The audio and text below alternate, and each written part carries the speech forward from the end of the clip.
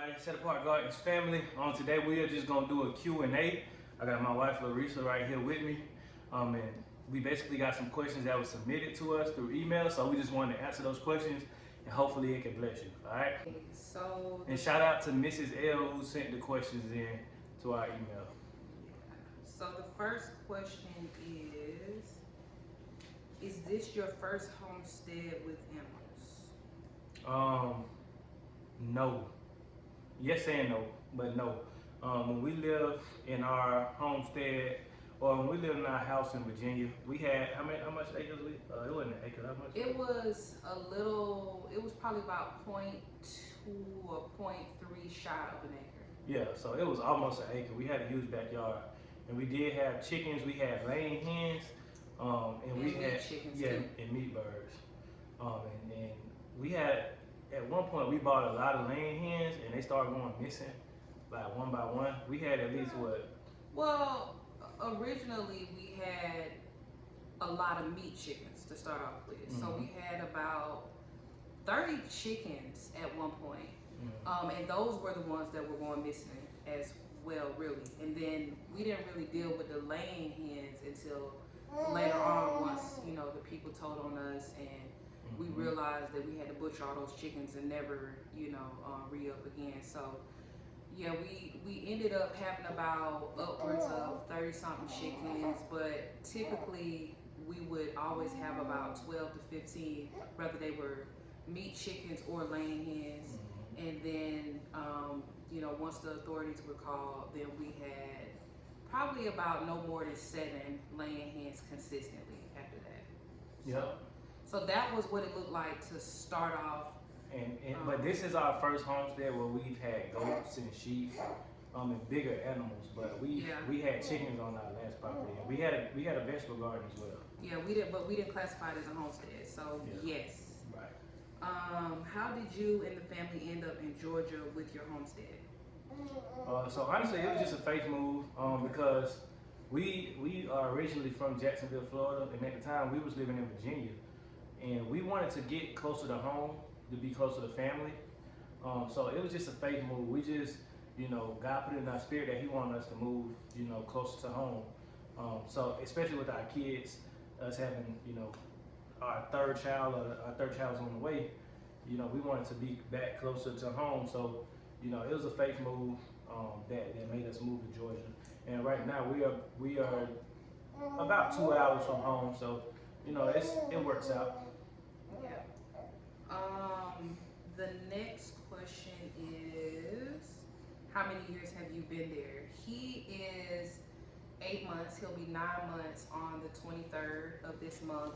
Mm-hmm. And so we always use him as a marker of how long we've been on this property, because we actually moved onto this property about not even a full month before I had him. We haven't even been here a year. We haven't been here a full year, and we will celebrate when we have been here a full year, which will be in April. In April. Okay, yeah. Yeah, April. But what I can say is we've done a lot in the time frame we have been here. So we've been here, about 9 months, but we've done a lot. We've had goats, we've had sheep, we've had chickens, we've had a dog. And we had a garden. I started a garden. Move. Okay. We started a garden, so we've got a lot accomplished in this first year. We built chicken coops and stuff like that. So I would say, even though we've been here a short time, it feels like a long time because we've done a lot on the land. Yeah, it does. We've had a baby, him, and we've had a dog. We've had how many goats in all? So that's total 2, and then we butchered 2, so 4. Goats or sheep? Goats. We've had at least about 5. 5 goats have been on this property, and then the sheep. So 3. Yeah, we initially bought 3. Yeah. So the baby that was born not too long ago, and the baby that died, that would have made it 6. Are you sure? 5. I'm sorry. 5. Yeah. Yeah, 5. Okay. So that's a lot. That's a lot. Yeah. And we've had chickens, meat chickens we raised. We even had a little garden. We had some cherry tomatoes that actually produced. We had some watermelons that produced. We planted other things, but those were the things that we actually got a harvest from, which that is really crazy actually. So yes, that is what it is. Where are you both from? So I am also from Jacksonville, Florida. I came from a military background, so I kind of moved around a little bit, but I set my roots and graduated from high school in Jacksonville. So from elementary school to high school, I was in Jacksonville, Florida. But before then, I was in Georgia, Ashburn, Albany, Georgia. Not sure if y'all are familiar with that, but he's always been in Jacksonville his entire life. Yeah, so. Jacksonville. Born and raised from Jacksonville. Yep. How easy was it to find your property? First, that's a good story. So, how easy was it to find the property? So, okay, let's go back to why we moved here. It was a faith move. So, originally, we both didn't know exactly where we wanted to go. But we had prayed on it and it had been confirmed, in our spirit that we needed to be in Georgia. So he started applying places and he got, in 2 different times, but around the same time frame, you got 2 interviews in Hinesville. Yeah. Okay, so that's when the location was set. So while all of that was going on, I had already had a realtor in Virginia to sell the home that we were living in. And I think we ended up so I reached out to the realtor that I had in Virginia, gave me a contact of some guy who I never ended up meeting in person because he didn't follow up fast enough. This happened all in it was in the span of like 2 months. A month? 2 months? A month and a half. It was less than 60 days.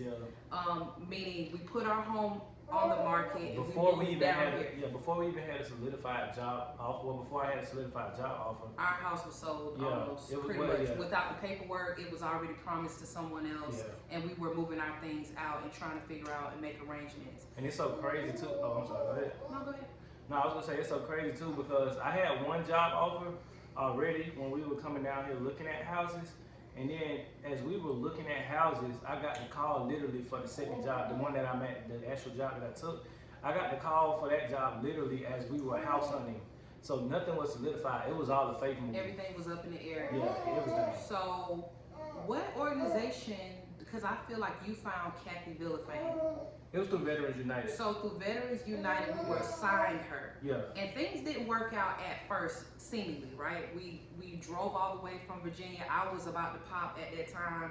I didn't have a doctor. It was just a lot of stress. And she was busy that weekend because, again, this is very fast. Yeah. And so our expectations, in hindsight, now I realize our expectations were pretty high. A little bit unrealistic and high, but with faith, what's realistic? You know what I'm saying? Yep. And so the first time we came down here, all we seen was trailers. And I'm not down in trailers, but we're a growing family. And we were looking at land too. Let me add that. We was looking at land. That's why we were seeing a lot of trailers. Because we want to live on acreage. Right, because there's plenty of homes that's in neighborhoods, but we knew, and not just land. We weren't just looking at land. He simplifies it, and this is what made it complicated because it's not simple, right?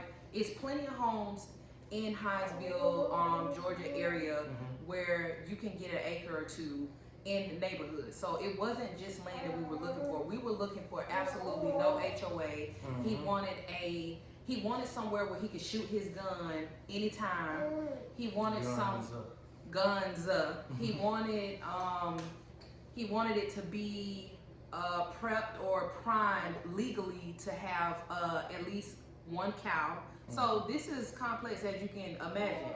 So anyways, it seemed like the choices were homes that were really, really overgrown or on unpaid, unkept dirt roads, which I'm cool with dirt roads, but it has to be paid, in trailers. So that's what we seen the first time. And we pretty much, kind of looked at what we saw on the different sites ourselves. We weren't toured around by our realtor, but after sitting down with her and really letting her know the intimate details of what we were trying to do, she got on board, and still it was slim pickings. And let me say this, like, it was, you know, it was a lot of like lows in the looking process, because like she said, it was slim picking. So, you know, what we wanted, mainly what I wanted too, was, you know, at least 2 acres. That was another criteria. Like, I wanted at least 2 acres because I knew what I wanted to do. I knew I wanted to have, you know, a lot of chickens, turkeys if I wanted it, and at least, you know, be able to have some goats or some sheep. So I know I wanted at least 2 acres to be able to have space to do all that. And the housing market, it was slim pickings. It just wasn't out there like that. But it's crazy because we before we were actually, you know, going into different houses, we would just drive by them. We would put the address in and drive by them. And so we actually drove by this house. Like, this was one of the first houses we drove by.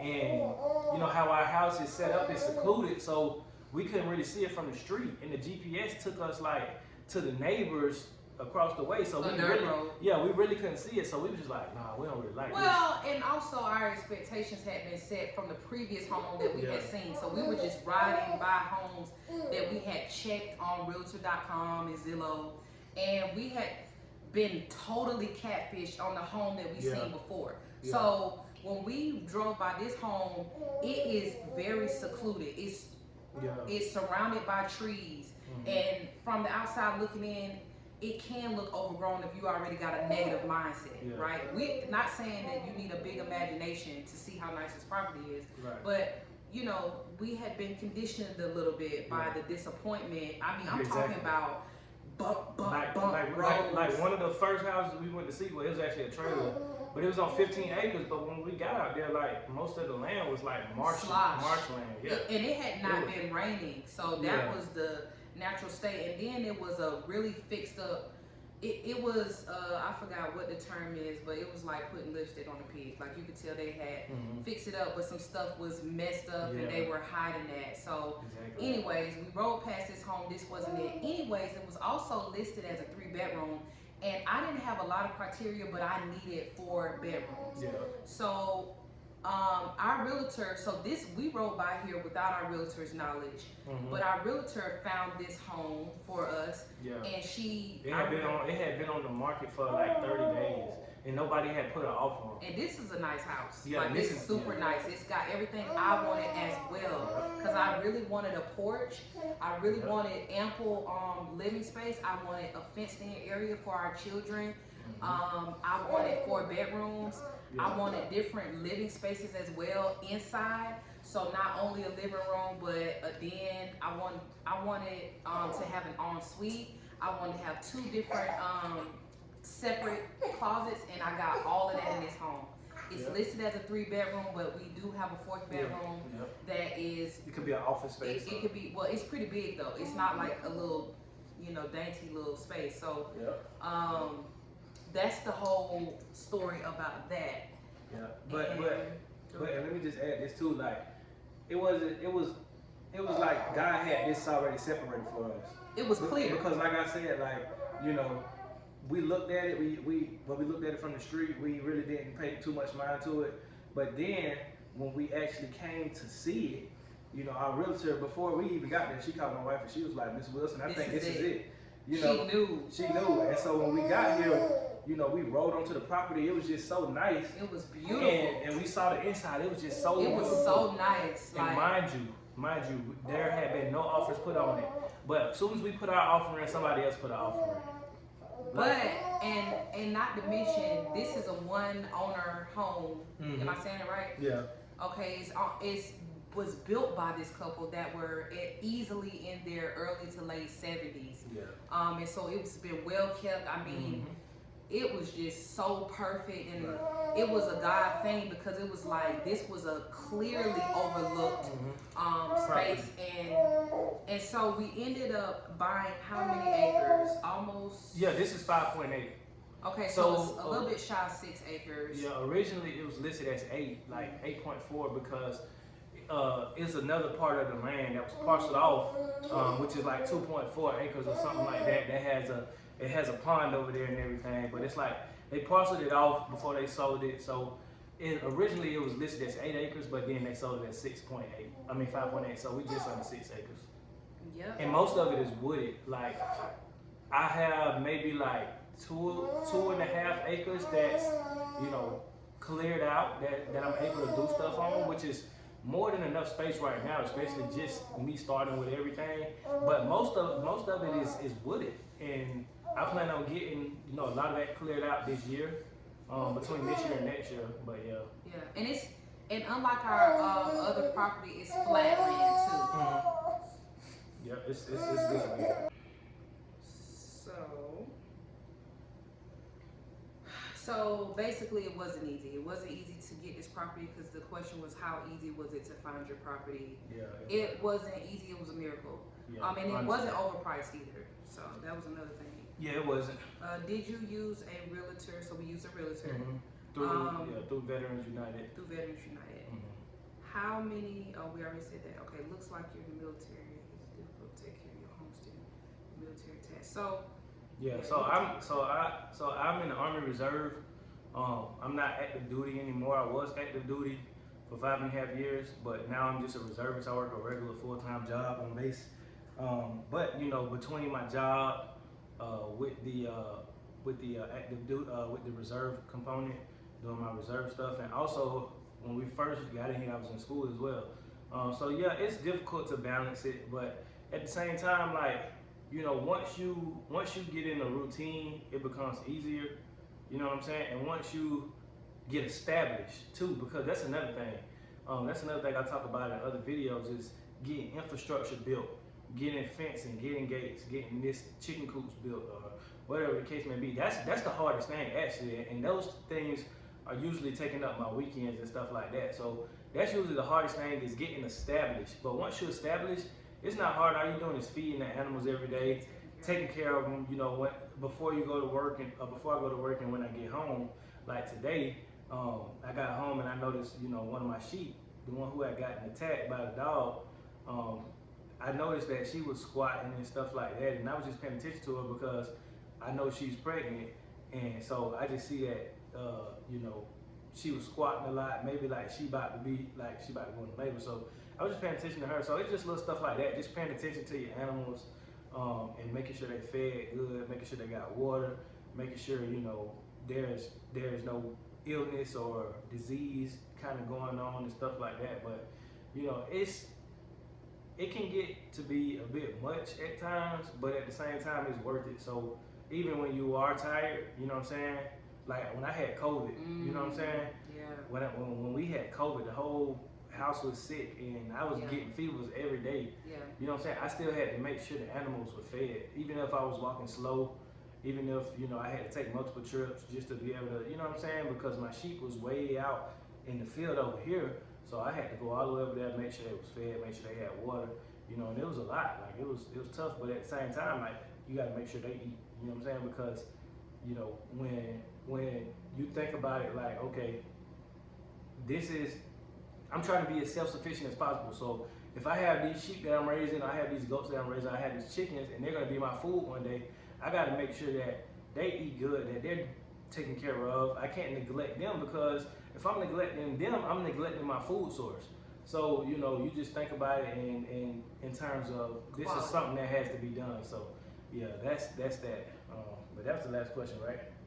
Yeah, that was the last question, but I do want to chime in as far as the gardening part, because you know, we haven't really gotten into it off, you know, in terms of more content on gardening, and that's to come. But I am new to all of this. Like when he was younger, he raised chickens. I have always grown up being like the finicky type, but I have grown to love chickens. First off, I fell in love with chickens. They're a great gateway animal, and I fell in love with them. I would take care of them on and off at the old property, but when I got pregnant, I couldn't do too much more of it. And being that I just had the baby, I haven't been as active. So it's really, he does a lot of it. Every now and again, he'll ask me to feed them, but it's very few and far between. I am taking the initiative with gardening now. So I started some seeds using that same video that he posted on the channel. So go check that out if you have not checked it out. I didn't know how to start seeds, so he knew how to do all that, and he taught me how to do it. And I watched that video and started some seeds. Maybe we'll have a video of how the progress is going in the winter with my pot plants that will eventually grow bigger into the ground and stuff like that. But it's even challenging to take care of the garden, like going and being consistent with watering the garden when I work from home with my business, I homeschool, and then being a wife and a mom. It's really hard to literally walk outside and water my plants. Getting a routine in such a chaotic environment is very difficult to do. So, yeah. Yeah. But yeah, the gardening is a lot. It's just it's like with anything. Like if you have a passion for anything or you have a hobby, you know that it takes time and it takes effort. So it's the same thing with this lifestyle. It's no different. But yeah, it's absolutely worth it at the end of the day. I know, there's a lot of things like death on the homestead that a lot of people, you know what I'm saying, it could be a lot for them, or butchering and slaughtering animals. That could be a lot for people. Which is acquired, it's acquired taste type of thing. Some people are naturally, I'm not gonna say immune to it, but have a stomach for it. They have a stomach for it. Yeah. But I can say you can grow. You can grow to become a little bit more, what's the word I'm looking for? Comfortable, susceptible to it, because yeah, again, I'm breaking down chickens now. And I remember when I wouldn't even come outside when he was doing that. So, you grow, you inch. At first I think I was plucking chickens, and then the next time I'm breaking them down completely. I'm doing the whole thing. I've killed a goat, and it's not that I enjoy killing animals or anything like that, but you start to take pride in knowing, first off, we eat meat. Yeah. If you eat meat, like, this is the process. Exactly. It doesn't matter how, simple or complex it is, depending on the company. Yep. You know what I'm saying? Regardless, animals have to be killed for you to be fed. Yeah, so, something gotta die so you can eat. And then, would you rather your food be slaughtered humanely or inhumane? Because I don't know, like another reason that really pushed me to want to, eat this way and live this way is because looking at how food is processed, like cows or sheep or goats are processing these big processing plants, and chickens, how they process, it's a lot of times, it's not really humane how they kill them.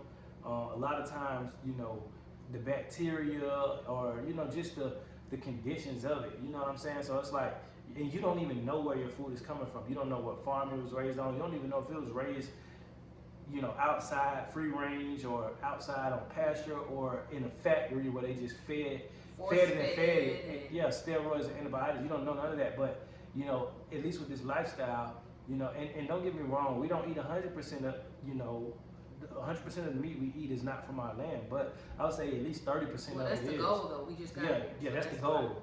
But it's like you said, it's a different kind of pride when you know what I'm saying, where your meat is coming from. Like, I can go to my deep freezer and get out a goat leg, or I can get out a bag of lamb, or I can get out a whole chicken, and I know I raised that. I know everything it ate, especially the chickens. You know what I'm saying? So it's just if you eat meat, even if you eat vegetables, you know what I'm saying? Yeah. How many people who are vegan and who have a lot to say about meat eaters, how many of them have a garden? Yeah. Or have ever raised anything that, you know what I'm saying, grown their own food? Not a lot of them. You see what I'm saying? So I take pride in knowing where my food comes from. Yeah, meat, eventually dairy. Yep. Everything. Self-sufficiency is, and so there's going to be things along the way that you do not like, but the end goal is, or the end mindset is, we like to eat. So that's kind of how I got through it. Okay, I don't like guts and all that stuff, but this is my responsibility. You know what I'm saying? Because I need to be responsible for what I'm putting in my body and what my children are putting in their bodies as well. So yeah. So That's all we got. But I appreciate y'all for submitting questions. I hope this bless somebody. If you haven't already, hit that like and subscribe button. Leave a comment down below if you learned anything valuable or have anything valuable to add to what we said. Be blessed, be safe, and be easy. All right?